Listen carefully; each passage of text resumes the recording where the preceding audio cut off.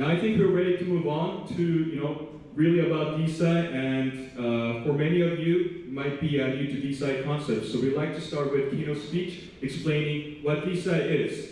So we'd like to welcome our Ethan Che, co-CEO of Hippocrat, and Ricardo Goldoni, Director of ResearchHub Foundation.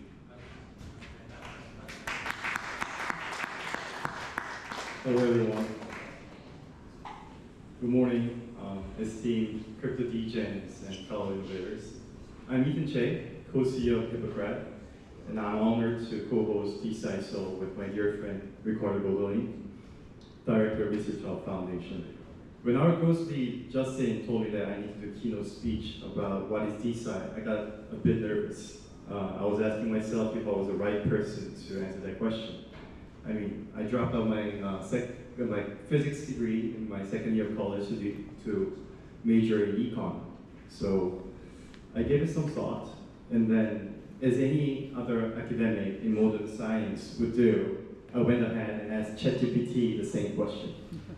It took ChatGPT less than a few seconds to come with bullet points that took me hours to fill in. My friend ChatGPT gave me a fairly detailed and organized answer about what Desci is and the topics that covers most of what our speakers will talk about during today.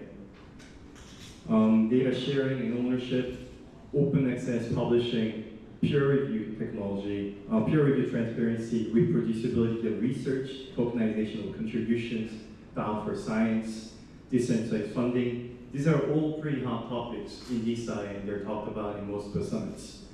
The answer I received starts with Desci, short for decentralized science, is an emerging movement that aims to apply blockchain and Web3 technologies to scientific research and publishing.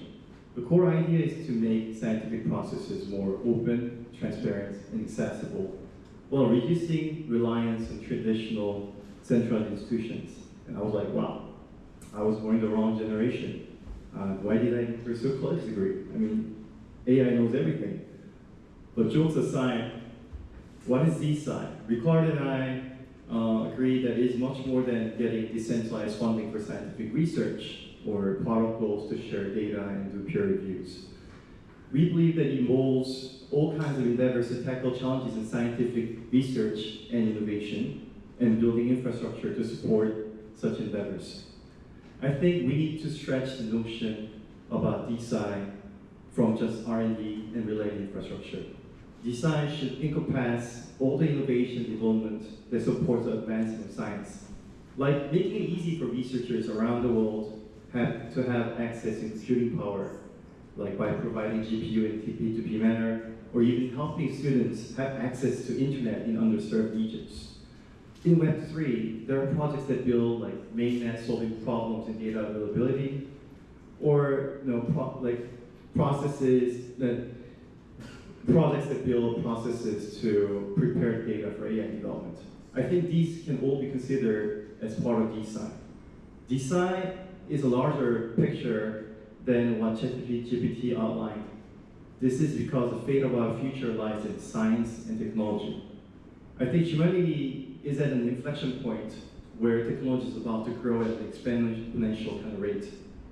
With the further development of AI and infrastructure to connect scientists and innovators from all over the world, this century will see changes in science that surpass everything humanity has built so far combined. So for me, this is Desci. Although our beginning to capture this great movement is very humble, as you can see, not many people here yet, I have a conviction that we will be at the front of Web3 by next year. So everyone here is welcome to Desci. You are all forerunners of a big wave coming. We are still very early and will continue to innovate. Thank you. I'll give the mic to Ricardo for him to share his thoughts. Hi everyone. First of all, thank you, Ethan. Thank you for inviting me to Seoul, for putting together such an amazing event, and for thinking about me when speaking at this speech. Really appreciate that.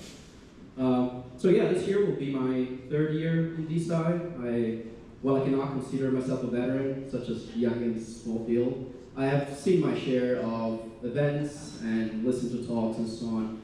And every time I go to events, there's always that "what is Desci" talk that I appreciate a lot, because it gives you like perspective on what is the field. There's many people building in the field, we're building a lot of different things, and so seeing the different angles of which we're tackling Desci is really exciting.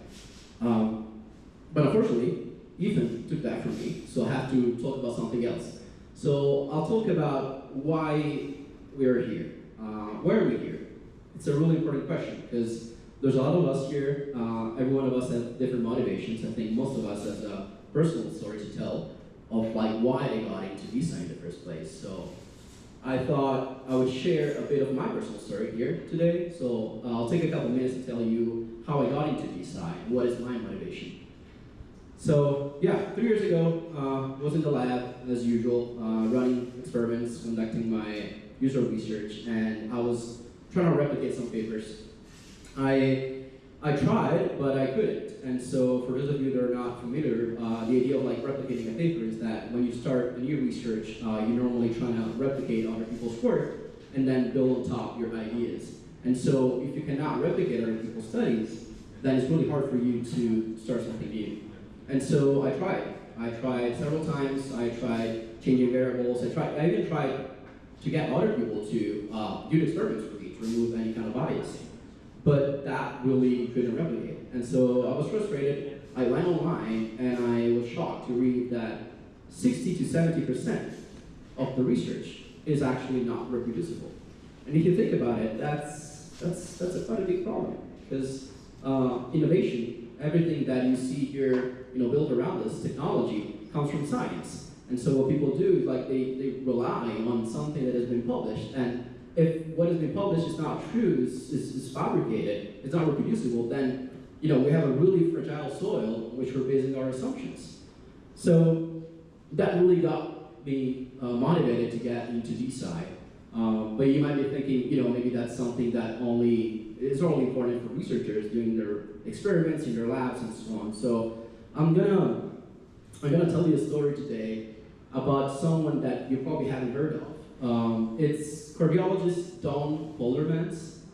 So Poldermans was a prolific medical researcher in the Netherlands. He was analyzing the standards of care for cardiac events after surgery, and he published a bunch of studies from 1999 to the early 2010s. So one question that he was addressing was, should we give beta blockers that lower blood pressure to people before certain surgeries? And his studies were saying yes, that you should. And so what happened is that Europe, they put out European medical guidelines following his research because they trusted his research. Well, it turns out that his research was fabricated. And so now you have millions of surgeries that are done based on fixed assumptions. And so you can see how scientific misconduct doesn't only impact people in their labs running their experiments. It impacts your life. Because, this could really, kill people. It impacts people's life. And so when you think about Desci, when you think about a motivation, that's why I think we should really try to change the rules of this game. Because it impacts everyone's life, really. So that's why we're here, to answer my question. That said, I hope you really enjoyed the tool. Again, a big thank you for putting this together. And I really wish at the end of this event that you can grasp why we're here and what we're building.